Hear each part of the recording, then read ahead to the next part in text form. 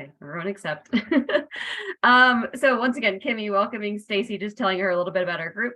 So yeah, so just happy to have you here. Yeah, most everyone usually rewatches the replays, so super excited. I've given a couple tidbits, but if you could please introduce yourself, and if you could also in your introduction, I always ask people, I'm like, if you could give me birth to real estate in like 1 minute or less, that would be great. Go. Okay, I've not done birth to real estate, so that's actually really good. Okay, well, hi everybody. Stacie Peterson is my name. I live in Sioux Falls, South Dakota. I have been a real estate agent for 20 years. Started coaching agents 10 years ago and built in that same amount of time, or a little bit before that, I started my last team that I grew from 0 to 300 transactions in 5 years and then sold that for a 7-figure valuation. While raising kids and, you know, all the stuff. My kids are still home, but you know, they were little then. So, yeah, and birth to real estate. I grew up in a tiny town in South Dakota of 800 people. I knew I wanted to be famous. So I became a realtor because we had an astronaut from our town and he had a billboard and it just was like his name that his mom painted on a sign. And I was like, I need that. So, fast forward, my dad and mom actually flipped houses before I knew what that was. And we didn't have real estate agents. You just like knew a neighbor passed away or moved and then like someone bought their house. And so when I got out of college, again, I don't even know why this was my ammo, but this realtor in my area sent me an 8x10 folder of like her picture was like on the front. And I'm like, okay, if she can be a realtor, I'm pretty sure I can. So that sort of sparked that. And here we are. That's a little background on me. I love that. So real estate journey specific, when did you get your license? Like what brokerage were you with originally? Like, okay, so now real estate license to where you are now, like how did the real estate journey unfold? Yeah, you bet. So I got my real estate license in 2002, 23 years old. So you can do math. And I was with a small little independent brokerage and I loved it. My broker was amazing. He like literally took me under his wing and I watched David Knox videos on repeat in my office in my little TV VCR combo. And then I went to another independent, my area is full of mostly independents. Now we're getting way more franchise and national companies, but it was mostly just independent. So went from a small company to a bigger company, started a team, and there were 5 of us that were all owners. So we like shared services, then switched and went to another big brokerage, big in my area, like 200 people, independent, and then switched to EXP in 2020. Okay. And who's your sponsor? Did you come on with AJ? Yeah, my sponsor is Lars Hedborg, but funny story, John Mikish, who you guys are all under as well, is a good friend of mine. And so he actually called me first. And, you know, I was just like all nervous about it. I was running Real Estate B School, which is a coaching and training company. And I was at the time, the director, I was the COO at the time. And then a few months into EXP became the CEO of that coaching company. So, yeah, so I was already busy, wasn't looking for anything else to do. Yeah, I hear that. And I guess that's one of my questions and I'll kind of bounce around. So what does your day-to-day look like now? I know, so you still coach for Real Estate B School and obviously you're growing your organization. Like what does your day look like? Yeah, so you guys can probably relate to this is I feel like my day is really, really busy, but I feel like it's not busy moving my dreams and goals forward most of the time. And I think part of that just is a woman because we say yes to a lot of things that really aren't our biggest and highest use, maybe because we don't know or we haven't acknowledged our biggest and best, highest use, right? I'm definitely like a minimizer of myself. You know, I'm never going to walk around and say, whatever, whatever it is that you do great, right? We just don't do that. And so a lot of my day is spent helping other people, which I love, but a bigger part of my day needs to be moving Stacie's stuff forward. But what my day looks like is it generally involves, I don't coach that many people anymore, but let's say maybe I do probably 3 one-on-one coaching calls a week, so not a lot anymore. Run some webinars, help with production mastermind. I spend a lot of time trying to figure out how to create content, and then I don't put it out there. And being a mom, doing all those things, and then helping my organization. So as much as I say busyness, it's probably ends up being kind of a lot of organization stuff. And then lately I've done like 2 transactions, which I haven't done transactions for a long time. So that's kind of weird. And I'm almost confused on what to be doing, which sounds crazy. But so I kind of got that going on too. Oh, and I run our local meetings. So our local EXP group, even though they're not all under me, I run those as well. Yeah, I feel like I identify with you. I have like 17 businesses and like do all the things. And I also run our local EXP group. Well, there's a couple, but I've got the Facebook group for all the local EXP people. I love it. So yeah, so I'm really interested on your organization. So I think you're 600 plus now. Yeah, I think I'm at 611. I feel like it goes up 2 and I go down 3 and back 5, So Yeah. let's call it 610-ish. Yeah. I love that. So I'm super curious. Do you have, because obviously we're building something here, right? This group that we love and we're hoping to grow to something of that same size. How do you manage it? Do you have like a specific group you plug them all in, or how are you managing it? Yeah. So this is it's funny you asked me that question, because I feel like it's sort of the it's probably on everybody's mind, because we see how people have built their organizations, just from a glance, but there's definite things I know I'm working toward, and there's things I know I'm not going to work toward, right? And it's kind of like same with real estate.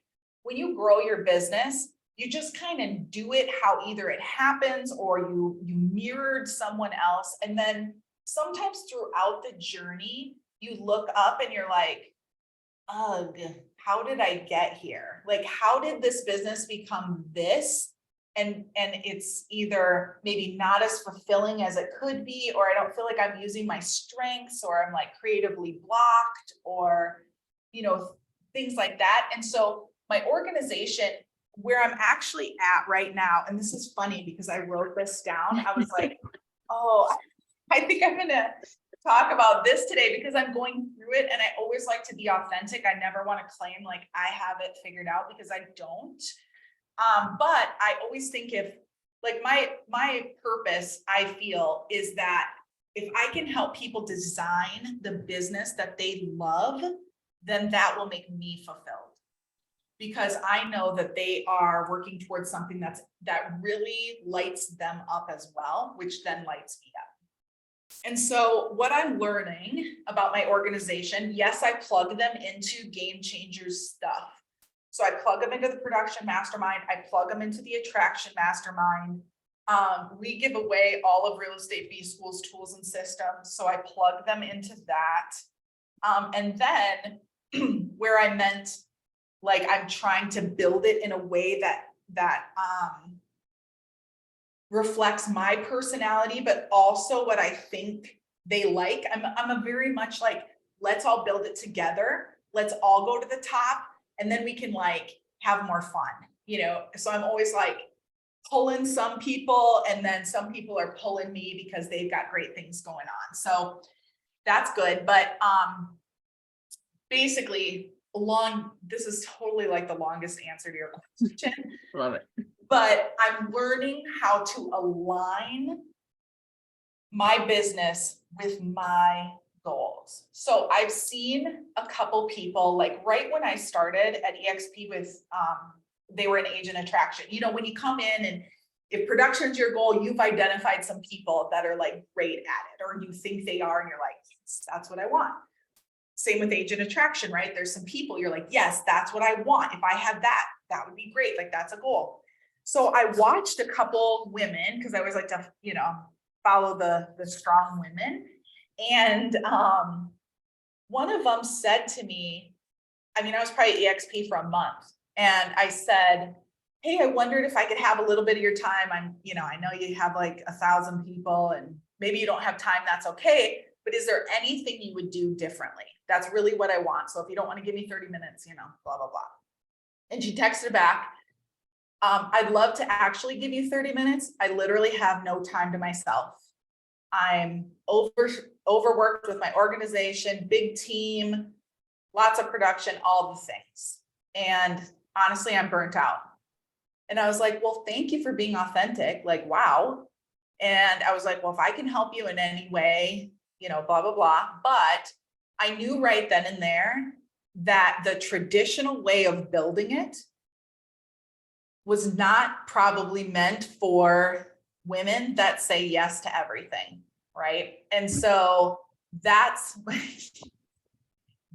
where I'm at right now, is figuring out, how do I want to build it? Because when I was growing my team and built it in a way that made me feel better, good, and I was like proud of it, and it wasn't burning me out every other year, I knew I was onto something, right? So I could create it like that and keep doing that.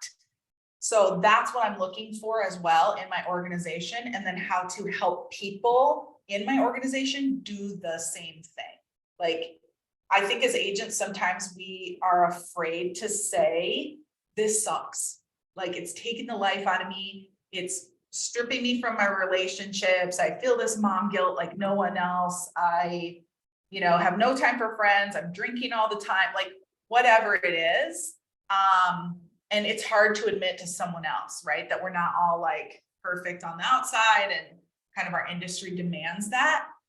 But there's different demands on us. So if we can get aligned with what we ultimately want to create, and then work backwards and not put a false timeline on it, like it needs to happen in 2 months or next year. Like, I think the ultimate question is, if it took me 10 years to build $1 million business, would I build it the same way? And if the answer is no, then you got to figure out what makes it worth it to do it for the next 10 years. So super long answer. Loved it. I was like, a lot to dissect there. So let me see if these two questions make sense. What do you think you're doing well? And what do you want to be doing then what do you want to implement going forward to do different? Yeah. I think what I do well is that I think I do a good job really acknowledging people's goals and trying to help them break it down. Now, this is my front line, right? I couldn't do everybody. So I kind of identify like, who's my front line? That's easy. But then who are my generals that are trying to build something? And for them, I figure out, I ask them what their goals are. I try to connect with them every 3 weeks if I haven't connected with them more often. I send them birthday cards. I send them Christmas gifts. I send them anniversary card, like EXP anniversary. I try to comment on their social, because I want them to know I see them. So I think I do that pretty well. What I definitely need to improve is, and someone said this to me and it's always like stuck out. They said, you are a great supporting actress, but not a great like front line, like main character. Meaning I probably don't speak enough for myself or show up enough without being sidelined with someone else, right? So people join you because they know, like, and trust you. And so if they don't hear from you ways to grow their business, ways to increase their income, because people don't stay up at night wondering, wow, should I change brokerages? No, they stay up at night wondering, how am I going to feed my family?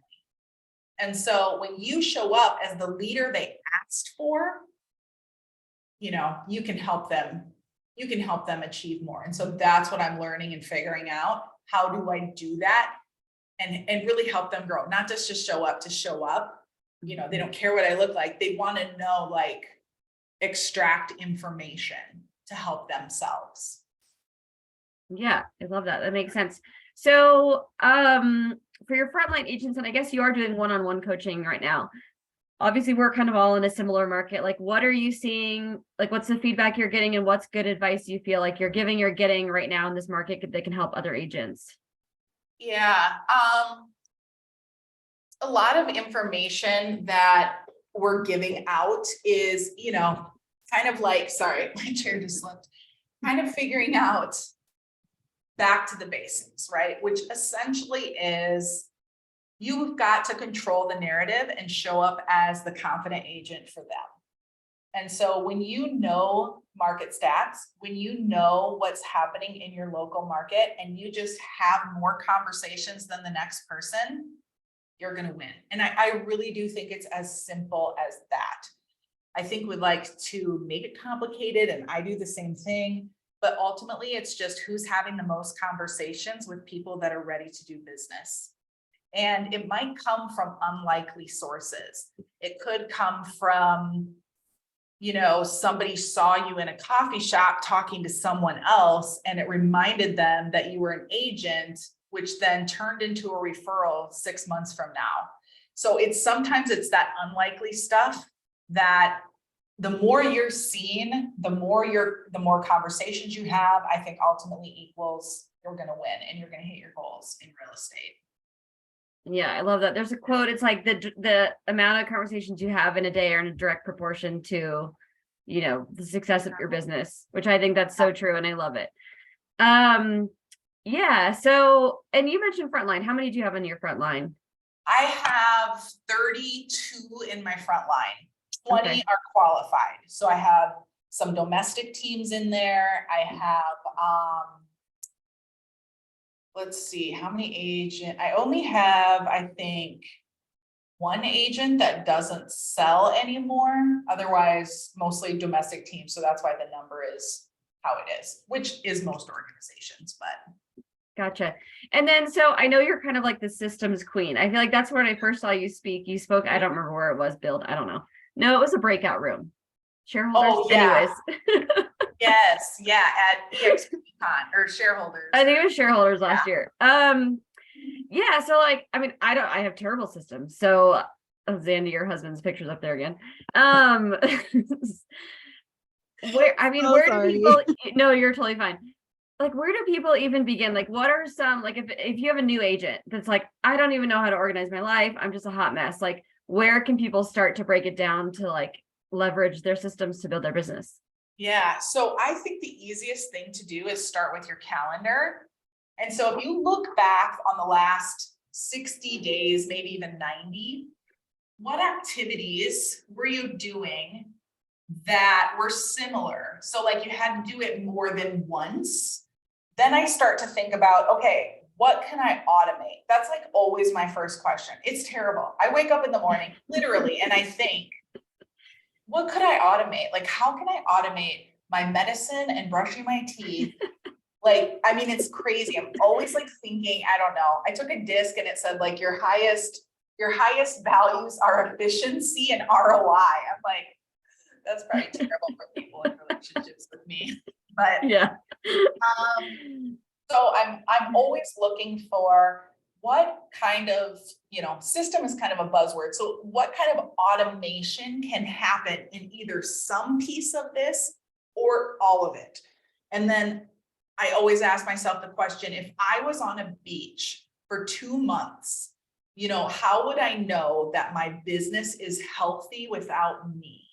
And so that then helps me think through some things. So like some of the simplest things are, and they don't really seem like a system, but I consider them a system, is let's say packets. So if somebody called you right now and they were like, I need to list my $1 million home, could you turn around and grab a packet that explained how you worked, what your value is, and maybe even there's paperwork in there just in case, right? Like I always assume some type of tornado is going on. So, what else could happen, and I need my tools. So if you have that stuff ready to go, then you're already a step ahead.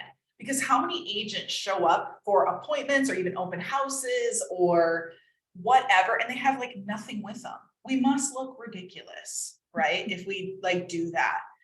And so I'm always thinking $1 million client, am I ready to go? So it'd be as simple as that. But when you look back at your calendar and you're looking for things that you're doing, over and over again, what can I automate? And then I'm always looking for the quickest automation to happen. So in a real estate business, I'd reverse engineer it and start at closing. So, okay, at closing, what needs to happen, 30 days after closing? That's like uber important. And what needs to happen 30 days before closing? Okay, after closing, they have to give me a Google review. I need some type of picture from them. I need some type of, whatever I need from them, or I'm going to call them once at least. I'm going to send them a vendor list. All that can be automated, right? 30 days before, is my closing system automated, or can I hire someone to do it?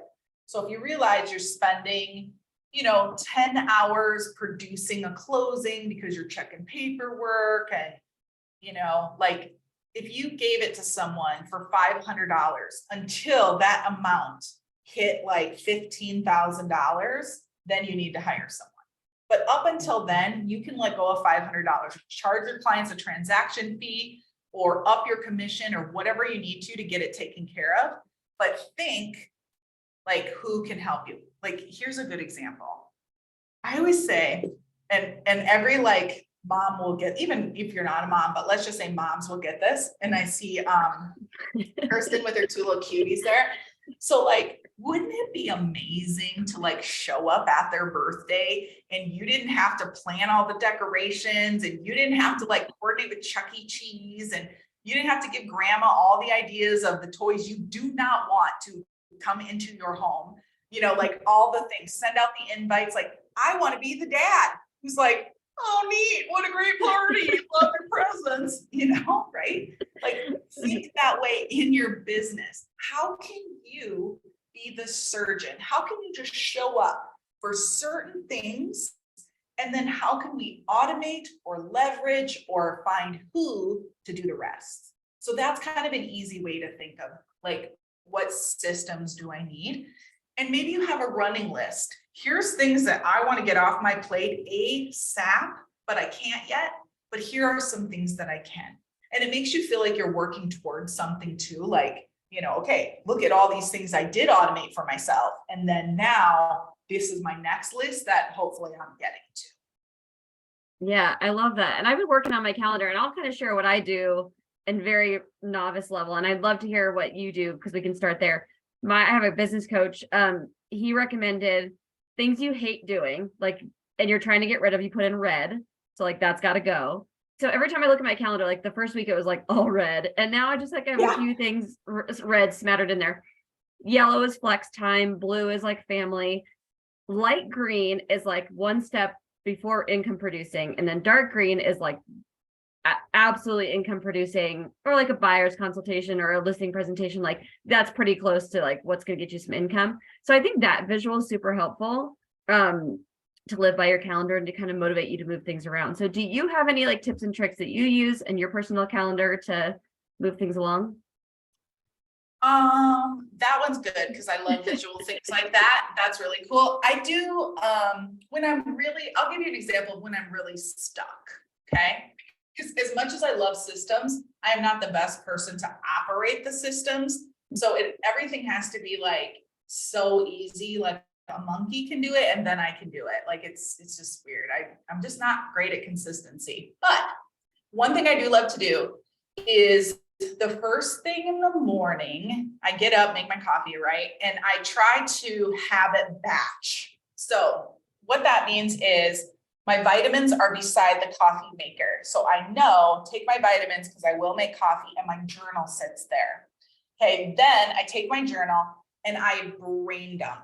And it looks like someone probably on crack.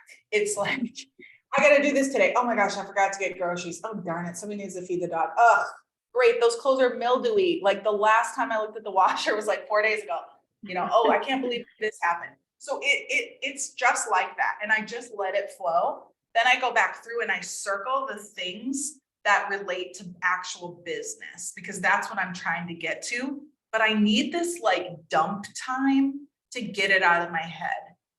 Once I then circle that, I find the top 3 things that move me forward, whatever that is. Maybe it's not a day I get to move my whole dream forward, but I've got to do a buyer appointment. I've got to do a coaching call, something like that. Those become my top 3.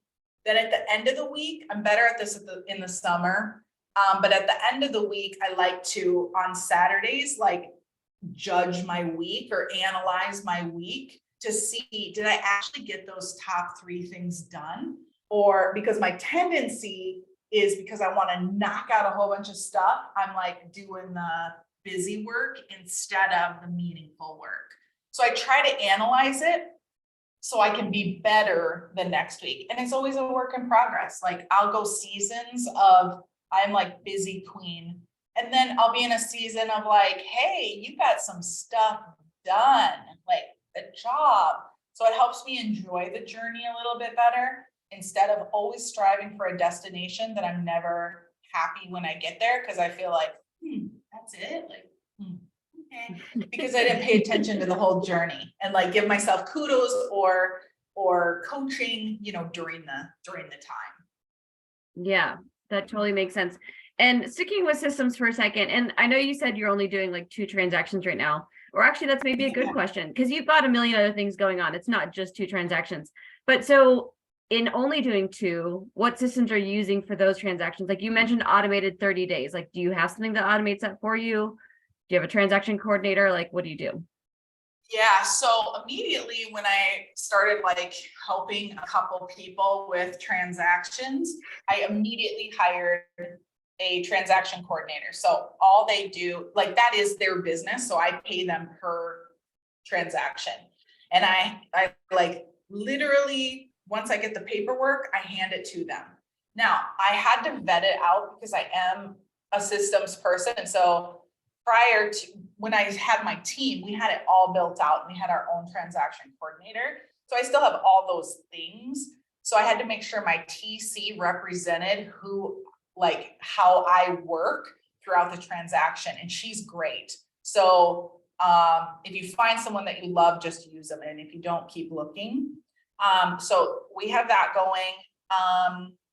I use it's like the ugliest thing, but it's like an Excel spreadsheet that will create a 20-page market analysis by putting in a couple little input pages. And I've been using that for years. And so I can create a market analysis in about, takes me a little longer now. It takes me probably about 45 minutes now. But when I was doing them all the time, it would take me 20 minutes start to finish. And like they'd be cranked out. So there's that, but I still do some things the same, like client intake forms or on Google Forms. Like I just ask them the questions or I send it to them and they fill it out. So it goes right into Google Forms, which then zaps into my CRM. Packets. I'm still a packet person. I just like it.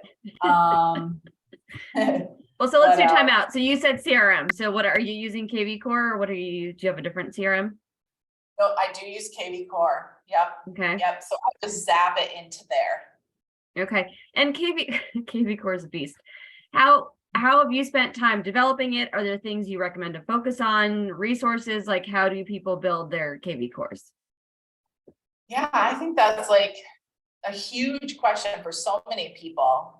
So I had Boomtown before on my team, so I kind of understood, yeah, what KV Core could do, but I want it to look just like Boomtown. And now Boomtown KV Core bought Boomtown, so that's interesting.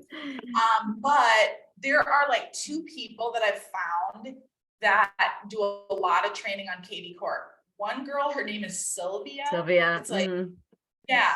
And then, we've shared her a couple times. Yeah. Okay. Yeah. And then Shannon Pyatt is a guy and he does a lot of KV Core training. And he has this thing for like $99 that has some training to it, and they'll like set it up for you to make sure like everything is kind of set up. And 99 bucks, I'm like, yeah, I'll look at it. And they did a great job. And he taught me something about the number that's in KV Core. Maybe you guys all know this, but you know how KV Core has like that number that isn't yours at the top of it. So it's like it's actually EXP's state KV Core number. Okay. So when you do not buy a smart number from them, which is like 25 bucks a month, but it's a trackable number. If you call somebody or if you email somebody and they see that number and use that number instead of the cell phone number, it actually round robins to another EXP agent instead of coming direct back to you. So that was something I learned from Shannon. I was like, well, that was worth the 99 bucks alone. So I do pay for a trackable number, but we had trackable numbers on our team too, because we tracked every piece of marketing to see what was working and what wasn't. So I kind of understood that. It's expensive. That 25 bucks a month, I think, is nuts, but you gotta do what you gotta do. And then another thing with KV Core I like is the funnels. So you can create a funnel. So you can run like a Facebook ad and say like new construction homes. And then those people that click in, this is especially where you want your own number, because if they click on a Facebook ad and it's that other EXP number, you could be filtering a lead to someone else. So that's really why you want that number too. But those funnels then can create, buyers for pretty inexpensive, because with Facebook, you could run, $100 for an ad for a month. And, depending on what your parameters are, and if there's other funnels competing with you, you can get your own leads to kind of work through if you want to. So those were just some things that I've learned in some of the trainings that I've seen. But I would say any training that KV Core even has specifically, like that's how I learned Boomtown really well, was I just like binged their training so I could have like a heads up above everybody else. And I think so many agents struggle with KV Core at EXP that there's really an opportunity to know it and use it well. Mm-hmm. Sorry. And Shannon, what Pyatt? Can you spell the last name? Yep. It's Pyatt. And he's an agent at EXP that like created these different trainings. Yeah. And you'll see him in the world too, teaching some stuff. Also, if you're ever at, shareholders or EXPCon and KV Core does trainings, go. Because I saw the interactive CMA cloud, or whatever they don't call it cloud CMA, whatever they call it. It was fantastic. And only to find out my MLS, of course, doesn't like give them any information. That's how my MLS rolls. But their presentations are interactive. They've got like a scatogram on it. They're really good. I always feel like theirs are during like general session though. And I'm like, well, I can't go. I know they are weird times. I agree. They are, and they're hard to get into because it's like they never have an in their room. So yeah, you kind of, but general sessions are always recorded. Not that I'm saying miss it. That's a good point. Hey, so then I guess, quick. Yeah. Sorry, while we're on CRM topic, I couldn't figure out how to raise my hand on Zoom ever. So sorry, but quick question, while we're on CRM topic, do you use KV Core for your agent attraction CRM? I do not. I know they have that inside agent or whatever they call it. We all probably get a bazillion emails from it. I do not. At first I used CRM Grow, loved it because you could see them, share the video, or you could share the video, see how long they watched it. Now I use a bigger system. It's called Go High Level. I wouldn't recommend like trying to do it. It's just what I use only because, for those of you that are in Game Changers, we have access to GC Attract. That's what that is. So I am using that now just to automate more of my marketing efforts, or probably like really, if I'm honest, create some marketing efforts. But I use CRM Grow for like until October of this year or this last year. So Yeah. that was my favorite. Kirsten, did Thank that answer your you. question? Yeah. Yeah. Yeah, I love that. What was I gonna say? Do you, and I'm gonna explain the question, what do you pay for? And I say that like, do you have apps that you love that you're like, this is so great, I'm gonna freaking pay for it? Like what do you use that you love to grow your business that you have to pay for? Yes. Oh, that's a good question. Pull out your Okay, Apple I pay- subscriptions. Let's see what you got. Yeah. I pay for Trello. So What's Trello? Trello is like a free, how would you explain it? Trello is like a place where you can organize tasks. It's similar to like a monday.com or, you know, whatever all those, it's like an organization app, but you can do more things when you pay for it. So I have, like, you can connect your Google Drive, you can connect people to it. You can, so like, for instance, I have a VA, so I pay for that. I have a VA and she puts in there what she does every day, an end of day report. She can tag me if she needs to move something forward. She can put pictures in there. So I don't have 45 emails. And then like my priority list can be in there and moved to her list. Things can go on my calendar. We had onboarding in there for a long time until now we're moving it to the GC Attract, but we had onboarding for EXP in there. So it's great. So I pay for that just so I can get some more custom fields and things like that. I pay for Metrical. Metrical is spelled METRI and then like the word cool, but it's all one word, Metrical or Metricool. And what it is you can connect all of your social platforms and it will give you analytics. And you can also put your top 5, they call it competitors, but for me, it's like people that I want to be like, or, you know, have enough content like they do.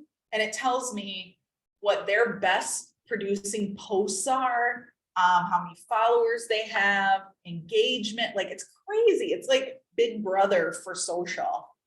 And so I do pay for that. What else? Let me think. I don't pay for a lot. I'm really like because I don't trust that companies are going to be around. Because I'm like, oh yeah, the next big thing will come. I did pay for. Or go ahead. Yep, go ahead. So on like, I have so many questions. A Metricool. So does that mean, are you investing time in social media? Do you spend money on ad spend on social media? Like, do you spend money in that regard? So I do not spend money on ads at all.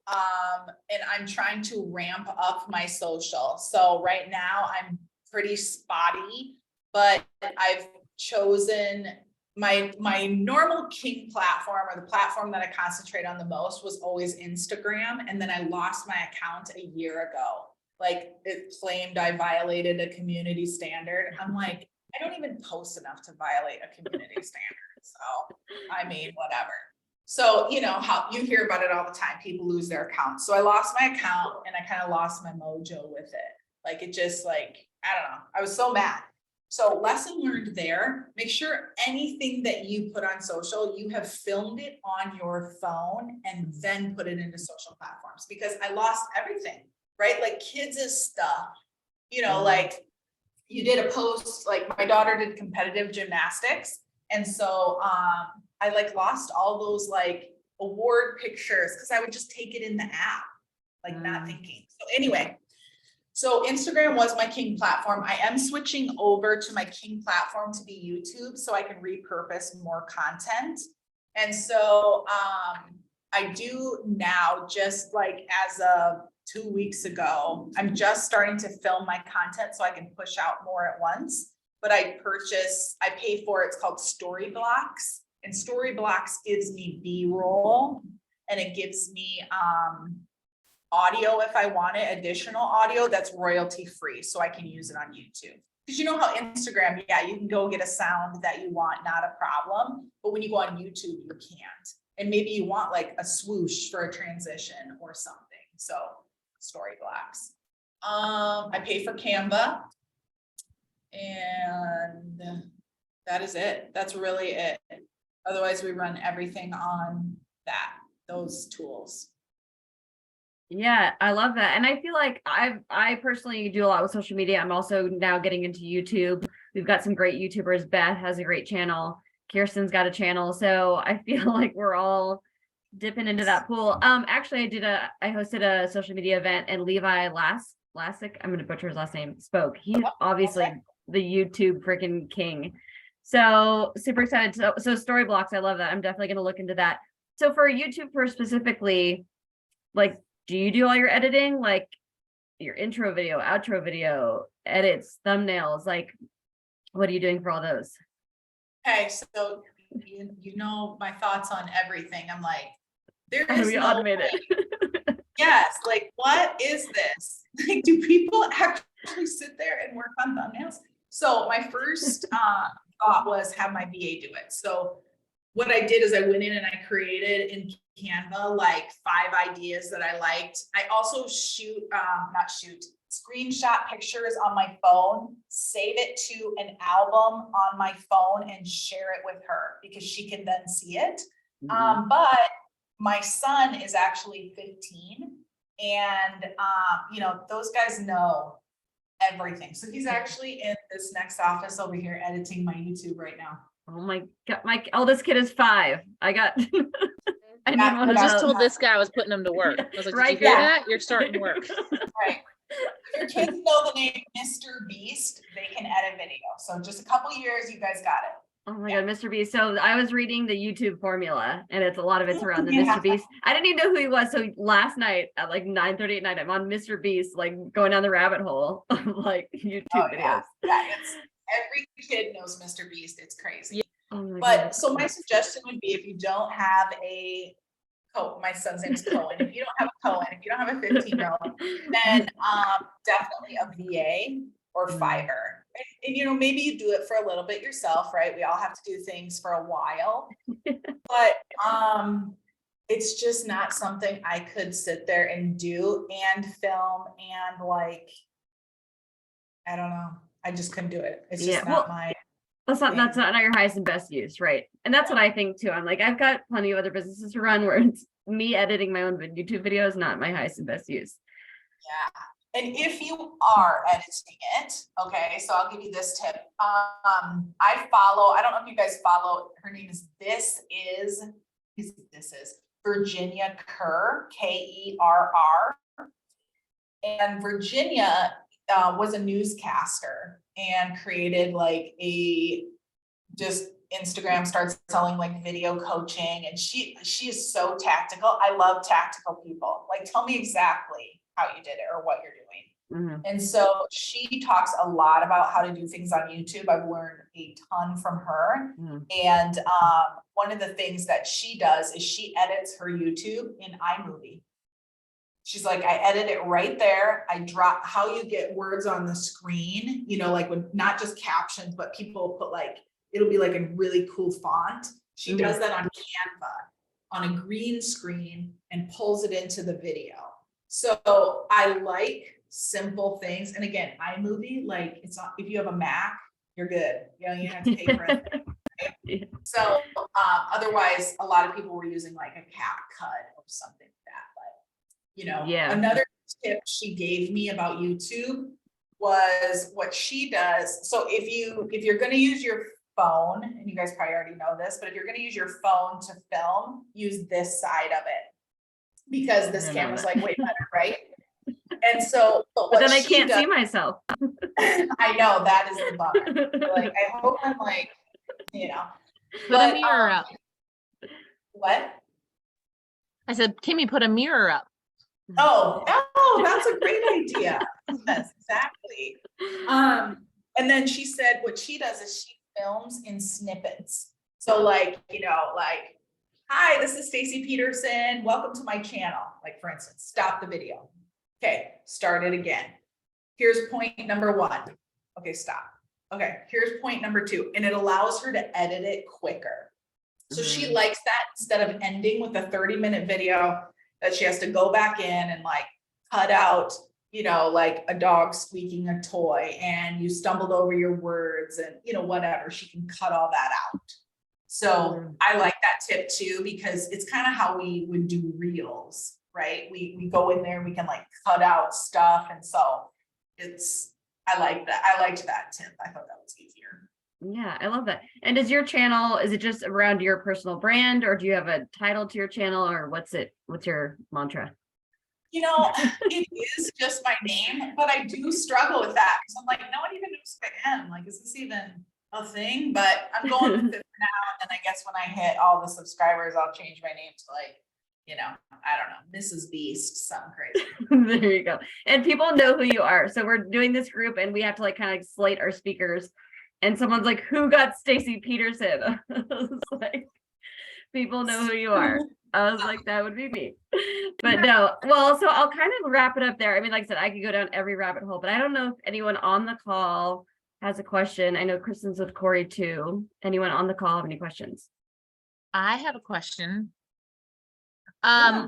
So you spoke to this and I loved it. You said this at the very beginning, that one of the things that you kind of struggle with is that you feel like sometimes maybe you admit, where'd you go? You moved to my Zoom screen. I'm like talking to Kimmy all of a sudden. You zoomed, you move along everybody else's goals, but sometimes you don't focus as much on moving your own along. And I can 10 times relate with that. So I appreciate you saying that. And I didn't really realize it was an issue of my own until you mentioned it. So it's helpful because I can focus on that.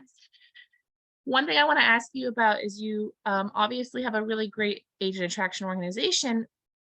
Do you find that for you, being successful at agent attraction is because you do it your way, the Stacie's way, or do you duplicate the Brent Govoy, like model explain, this is 3-way call, like that? Because he's clearly very successful. Like, how have you found it that it works for you?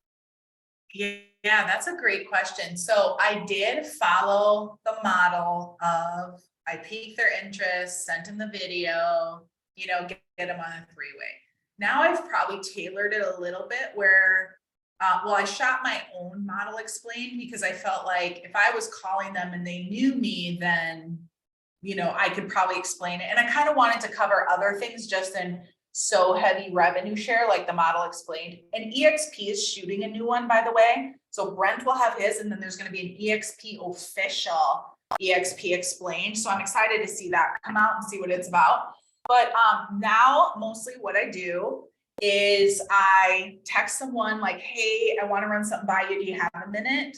Then they respond back like, yes. And then I'll say something to the tune of, you know, I really wanted to talk to you about your business and see if there's a way we can align and work together or partner together.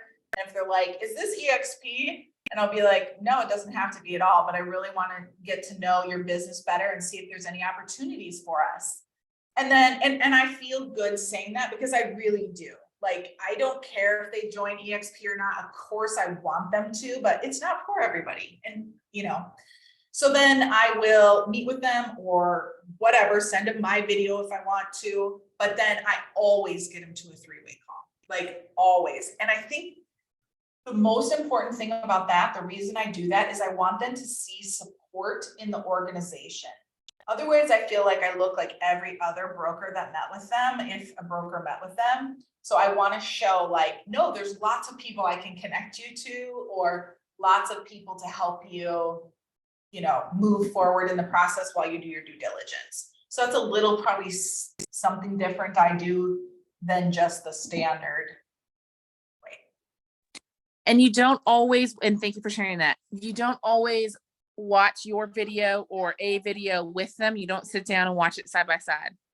I don't. And it's because I'm trying to figure out, like, have they discovered what really the holes are in their business and what could help them? Because again, I don't think they're staying up at night going, I need to move brokerages. I think they're staying up at night thinking, how can I feed my family? So I want to figure out that piece and kind of loop it. Like, it'll kind of naturally end up coming in if we have a good enough conversation. And if we don't, then I'm going to have more conversations before I'm like hammering EXP.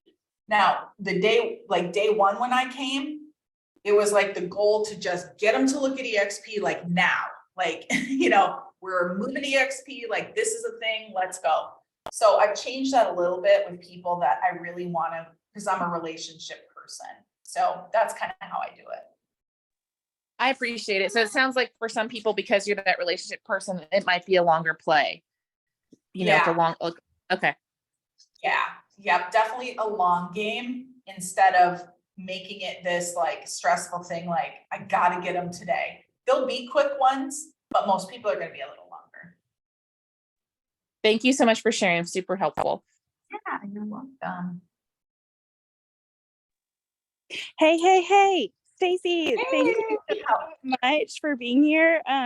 I just wanted to say thank you. And I was telling Kristen and I were walking together listening to you, and I was like, she sees me. Everything you said about being a mom and, Mel doing laundry. And I was like, that is so awesome to hear. And you're doing great with your system. So I love that. And it's true, like the system part happens so slowly, but also, you're constantly thinking, what can I get rid of? Even down to the laundry. How can I get someone else to handle this? Totally. Oh my gosh. Yes. Y'all need robots. Someone needs to invent like a real robot that can do some stuff at home. Yeah, hell yeah.